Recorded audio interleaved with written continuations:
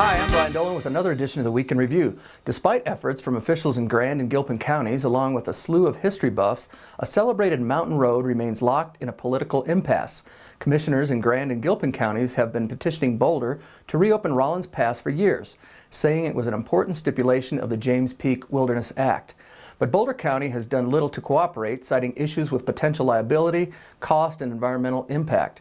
The Rollins Pass Road is about 25 miles in length, and a 3-mile stretch passes through Boulder County that includes the historic Needles Eye Tunnel. The tunnel was deemed unsafe after a partial collapse in 1990 and has never reopened.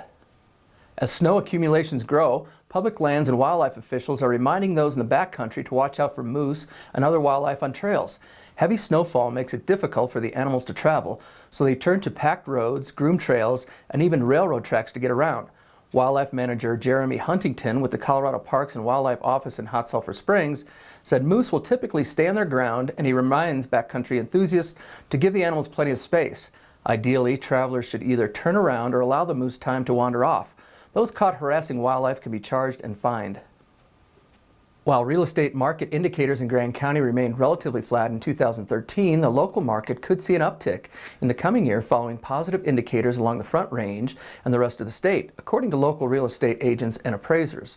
A press release from the Colorado Association of Realtors reported that the first 3 quarters of 2013 saw steady and significant improvements on indicators such as sales, median pricing, and days on the market.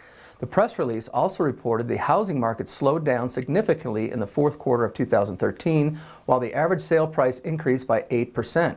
Denver was recently named the 6th fastest growing city in the United States by Forbes magazine.